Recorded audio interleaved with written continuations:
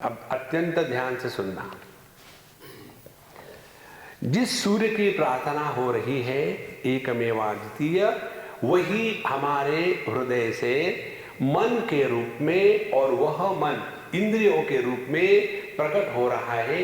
यही सूर्य की किरणें हैं। दक्षिणामूर्ति स्तोत्र में भगवान शंकराचार्य लिखते हैं,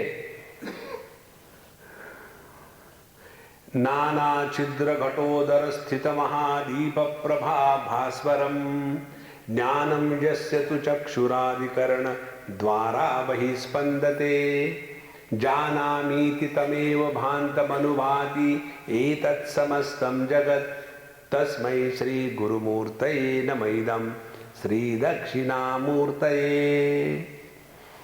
एक किसी मटके में बहुत बड़ा मटका हो और उसको अनेक छेद हो, नाना छिद्र अनेक छेद हो, और उस मटके में एक दीपक रख दिया हो, तो क्या होगा?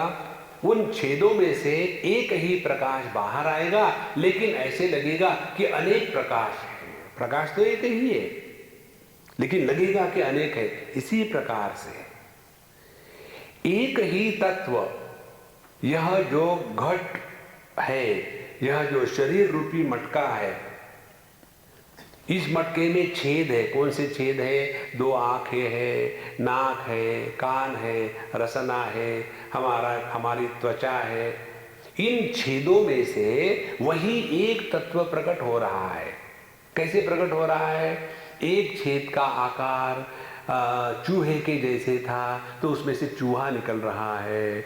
उस मटके में दूसरे छेद का आकार मछली जैसा था, तो मछली दिख रही है। इसी प्रकार से इस देह में का एक छेद है आंखें, उसमें से चैतन्य का प्रकाश दृष्टि के रूप में पड़ रहा है। दूसरा छेद है श्रवण का, उसमें से श्रवण शक्ति के रूप में प्रकट हो रहा है। तो कहते हैं कि हे सूर्य, आप अपने इन रश्मि के समूह को, ये जो ज्ञान की किरणें बाहर आ रही है, उसको आप अपने में समेट लो।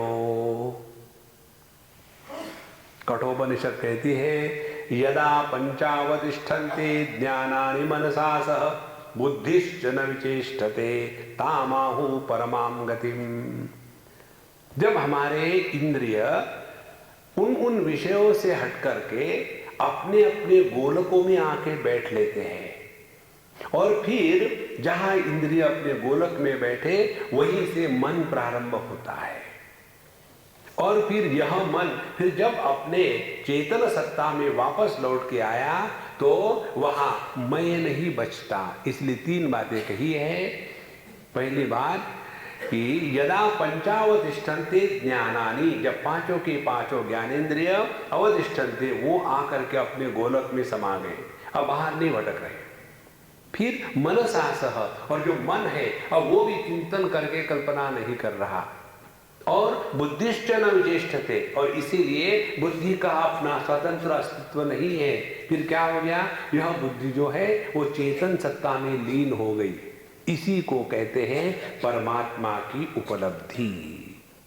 इसलिए यह प्रार्थना है कि हे सूर्य भगवान, आप अपनी इन सभी किरणों को समेट लेना, समेट लेना, समेट लेना।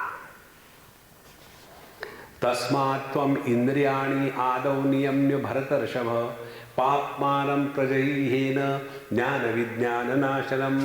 भगवद गीता के तृतीय अध्याय में अर्जुन को उपदेश करते समय भगवान कृष्ण कहते हैं, इसीलिए हे अर्जुन, हमें सबसे पहले साधना शुरू करनी है अपने इंद्रियों पर नियंत्रण करने की। तो यही यहाँ प्रार्थना है कि हमारे वाणी पर, हमारी आंखों पर, हमारे मन पर हमारा नियंत्रण होना आवश्यक है। जब नियंत्रण नहीं होता तो जहां नहीं चाहिए वहां बोल देते, जो नहीं खाना है वो खा लेते। तो आवश्यकता है भैया, यही प्रार्थना है यहाँ कि हे भगवान, आपकी जो किरणें इस इंद्रियों के माध्यम से बाहर भटक रही है, आपके ही शक्ति से इनको अपने में समेट लो। और जब ये समेट जाएगी तब क्या होगी? यत्ते रूपम कल्याणतमं तत्ते पश्यामि, तब आपका जो कल्याणकारी है उसको मैं देख पाऊंगा। कारण क्या है? जब तक हम बहिर्मुखी है तब तक के हम अंतर्मुखी नहीं है, और जब तक के अंतर्मुखी नहीं होते तब तक कि उसमें परमात्मा के आनंद का प्रतिबिंब नहीं पड़ सकता। देखो कितनी महत्व की प्रार्थना है। तो तेजो यते रूपम कल्याणतमं पश्यामि, और फिर क्या समझ में आएगा? योसावसौ पुरुषः सोहमस्मि। जो एक चेतना का प्रकाश आकाश में सूर्य के माध्यम से प्रकट होता है, वही चेतना का प्रकाश हमारे माध्यम से इंद्रियों के द्वारा प्रकट हो रहा है। तो जो चेतन सत्ता इस सूर्य को आधार दे रही है, वही चेतन सत्ता इस सूर्य को विषय बनाने वाले मुझको आधार दे रही है।